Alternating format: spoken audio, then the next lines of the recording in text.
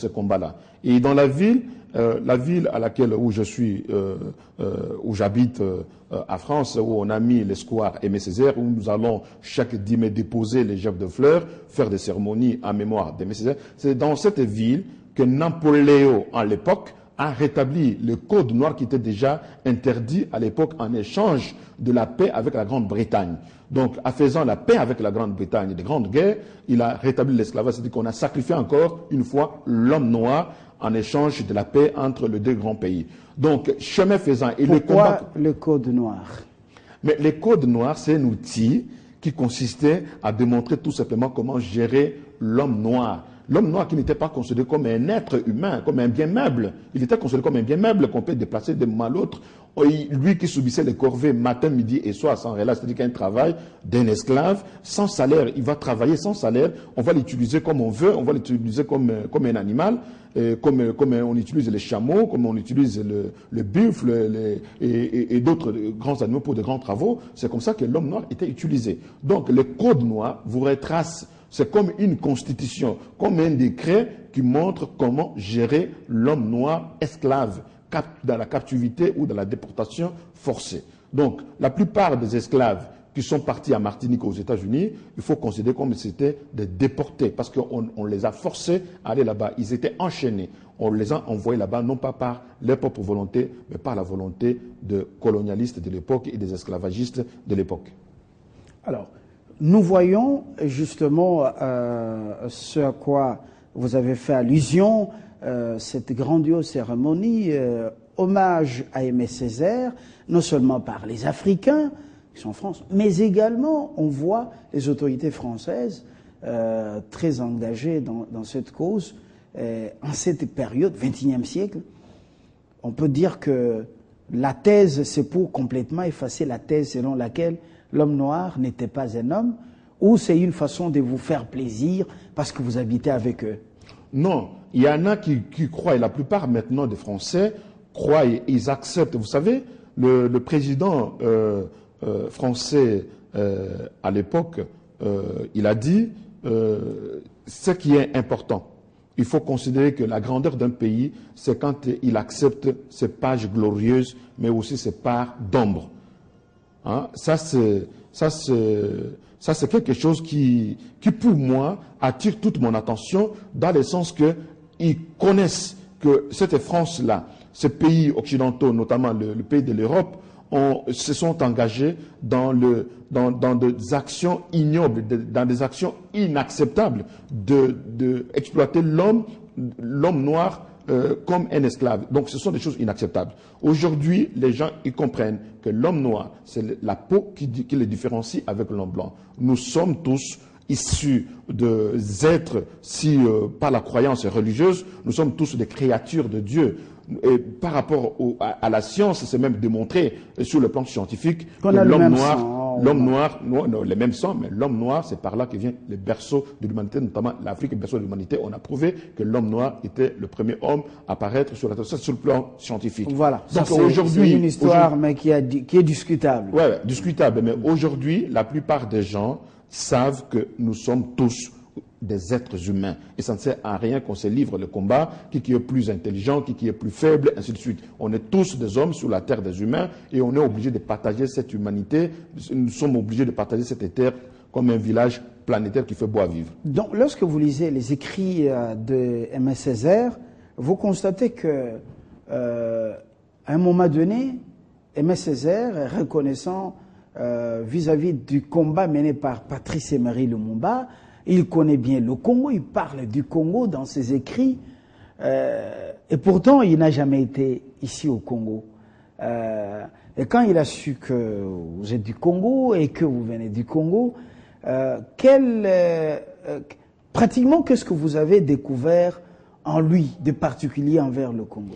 Ce qui a attiré mon attention lorsque Aimé Césaire m'a reçu à Martinique dans son bureau, c'était le 12 février 2008, quelques mois avant sa mort. Et beaucoup de gens, la plupart de nos amis français aujourd'hui qui me regardent avec considération, ils pensent qu'il m'a laissé énormément de concepts que je garde. Oui, effectivement, c'est quelqu'un qui m'a dit énormément de choses qui, pour moi, méritent quand même qu'on puisse, la nouvelle génération puisse mener les mêmes combats qu'ils ont menés. Et ce qui a attiré mon attention, c'est que moi, je pensais qu'aller rencontrer quelqu'un qui a l'habitude de recevoir des grandes personnalités, mais lui, il m'a considéré, il a dit, vous menez un combat noble parce que vous voulez rentrer dans le chemin de grands combats que nous sommes en train de mener. Vous ne venez pas pour un intérêt quelconque, mais vous voulez apprendre sur le chemin de combat que beaucoup ont mené. Et c'est là qu'il me révéla lui-même le combat que Patrice Emery a mené, le combat que Nelson Mandela était en train de mener. Et c'est par lui que je découvrirai qu'un certain Barack Obama qui viendra aux États-Unis d'Amérique. Et quelques mois après, on nous révèle Barack Obama qui vient aux États-Unis, sénateur d'abord, et ensuite, il est devenu président de la République. Donc j'ai appris beaucoup de choses les 2 jours de travail que j'ai fait avec Aimé Césaire à Martinique. Et c'est par là, en revenant à Amiens, oui. C'est en revenant à Amiens que finalement, j'ai demandé aux autorités françaises, notamment de la ville d'Amiens, là où on a rétabli le Code noir par Napoléon Bonaparte, d'accepter, mettre en place le square Aimé Césaire. Ça, c'était après la mort d'Aimé Césaire, qui est un monument en mémoire des esclaves qu'on a torturés, des esclaves qu'on a malmenés, des esclaves à qui on a encore remis sur la place publique le Code noir dans la ville d'Amiens. Au-delà de ceux qui ont mené ce combat, des hommes à la peau noire, on nous dit, l'homme noir, est-ce que vous vous souvenez de ceux qui ont mené également ce combat, qui ont défendu la cause de l'homme noir, mais des hommes à la peau soit dite blanche, ou bien des hommes d'autres couleurs? Vous avez Victor Churchill, qui lui aussi il a mené un grand combat pour abolir le Code noir à l'époque. Vous avez aussi aux États-Unis des grands hommes politiques que vous connaissez, que tout le monde connaît, qui ont aboli l'esclavage, comme tel qu'ils ont coûté cher, parce qu'aux États-Unis, il y a eu la guerre de sécession, à cause du fait que le président américain, à l'époque, avait demandé l'abolition de pratiques esclavagistes. Donc ça a coûté toute une guerre, parce qu'à cette époque-là, beaucoup ne voulaient pas abandonner le chemin de la question des esclaves. Donc vous comprenez que par là, la plupart des Blancs aujourd'hui qui continuent dans ce combat-là pour dire non à ces genres de pratiques odieuses qui ne sont pas bons. Aujourd'hui, nous savons qu'il y a d'autres formes d'esclavage qui sont des esclaves qu'on nous appelons esclaves modernes, hein, des gens qui sont exploités sans salaire, des gens qui sont exploités sous d'autres formes, sexuellement, ainsi de suite. Donc c'est ce genre de formes d'esclaves qu'il faut combattre. Sinon, le combat qu'a mené Patrice Emery Lumumba, le combat qu'a mené Martin Luther King, le combat qu'a mené Aimé Césaire, le combat qu'a mené Nelson Mandela n'aura pas un sens si nous ne prenons pas ces éléments-là, le contenu de leur combat, comme des éléments à faire transformer l'avenir de nos enfants et de nos petits-enfants. Donc, vous répondez maintenant à la question comment honorer ces gens, c'est par immortaliser leurs idées et en s'appropriant ces idées. Mais est-ce que vous avez l'impression que l'homme dit noir, il a compris le sens de ce combat et il le fait sien?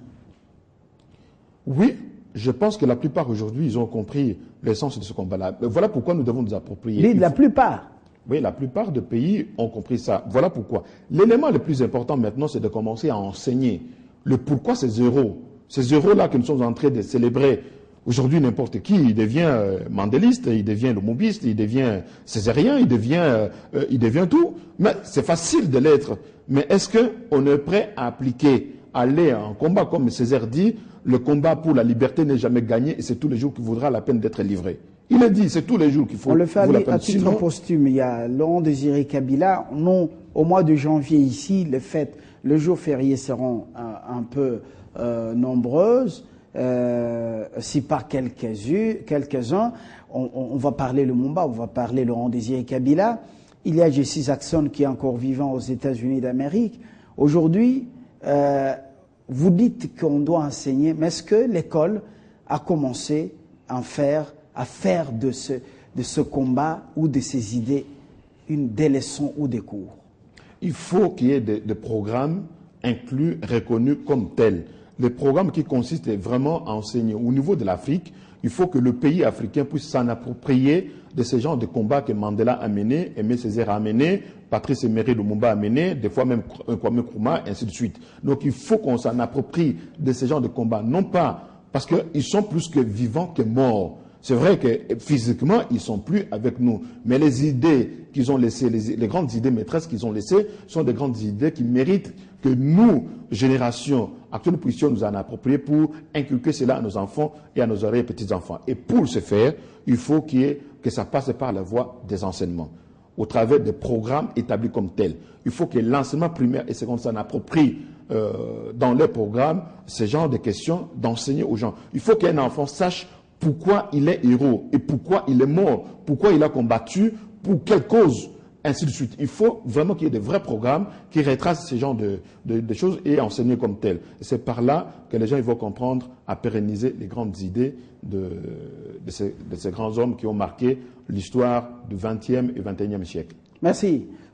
Michel, vous aurez retenu que les combats de ces grands défenseurs de la cause des Noirs, qu'ils soient occidentaux, asiatiques ou africains, ils méritent d'être honorés par justement l'enseignement de leurs idées forces aux jeunes générations et par la réhabilitation de leur mémoire, comme l'Union des Africains en France le fait pour Aimé Césaire, comme à Kinshasa les Congolais et même d'autres Africains le font pour Patrice Emery Lumumba, comme cela vient d'être fait par le monde entier pour Nelson Mandela en Afrique du Sud, et comme ça sera fait pour tant d'autres dans les jours qui viennent, même Laurent Désiré Kabila le mois prochain.